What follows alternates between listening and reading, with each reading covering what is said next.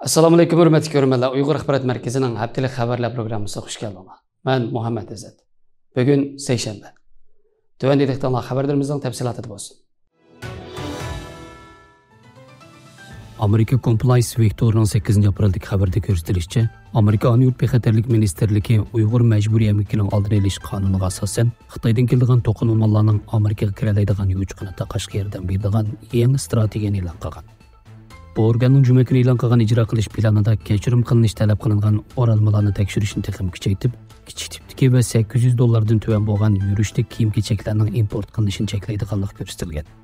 Uningdan boshqa Amerika Aniyor bexatarlik ministerligi Xitoydan kelgan kiyim-kechak va to'qilma mahsulotlarni import qilishda import mahsulotlari bo'lgan izotop va tarkib sanati, mahsulotlarning kelib chiqishi va fizikalik tekshirish qatorliqlarni texnik kuchaytirib, mahsulotlarning majburiy emgak bilan chetishlikqa bog'liqligini texnik chuqur tekshirgan. Bu ijro qilish planida import mahsulotlarning Uyg'ur majburiy emgakining oldini olish qonuniy belgilamasiga xiloflik qilishning unumli oldini olganligi bildirilgan.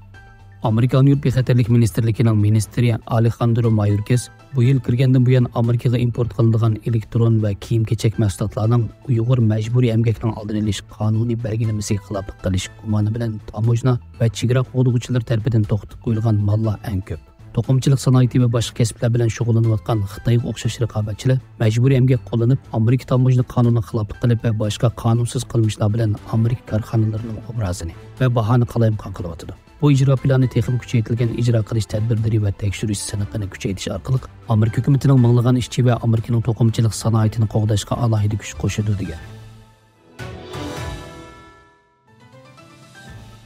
Angliya Express Tour'ning 14 apraldagi xabarda deyilishicha, Angliya Tashqi ishlar komitetining raisi Alicia Kearns Angliyaning yeshil energiya turining majburiy emgak va irqiy qirg'inchilikning bir parchasi bo'lganmasligini va Angliyaning majburiy emgak ishlab chiqarilgan mahsulotlarning to'kma qilib setish maydoniga aylanish xavfiga duch kelayotganligi haqida Angliya hukumatini ogohlantirgan. Alicia Kearns xonim Angliya Tashqi ishlar komitetining jiddiy harakat qo'llanib, Xitoyning Uyg'ur majburiy emgak orqali ishlab chiqargan kun taxtasini ishlatmaslikka kafolatlik qilishni talab qilgan. O sözde yana Xitoyning dunyodagi eng chong kun taxti mahsulot ishlab chiqaruvchi davlat ekanligini, Xitoyning 50% dan ko'proq kun taxti mahsulotlarining 12 milliondan ko'proq nopostligiga atalmish Xinjiangda ishlab chiqarilganligini, Uyg'ur majburiy emgak kuchi orqali yasalgan tovarlarning Angliya tavalligiga kirishini cheklanishini va Uyg'ur majburiy emgak chetishlik shirkatlarining bu davlatda tijorat qilishini cheklashini talab qilgan. U yana harakat qo'llanmasligining xatarini ogohlantirib, Angliya hukumati harakat qo'llanmasa, Uyg'ur majburiy emgak kuchi orqali ishlangan materiallar bilan yasalgan kun taxtalarning Angliyada to'kma qilib setilgan maydonga aylanib qolganligini bildirgan. Uyg'ur qirg'inchiligini to'xtatish harakatidagi Rahima Mahmud xonim Xitoy hukumati Uyg'ur xalqiga qartilgan irqiy qirg'inchilik va kishilik huquq tafsirchiligini davom qilyotdi. Angliya Uyg'ur majburiy emgak chetishlik shirkatlarining sherikchiligiga qabul qilish uchun texnik hech qanday ahamiyatli qonun chiqarmadi. Angliya hukumatining bu vaqtda jiddiy tadbir qo'llanishini umid qilganligini bildirgan.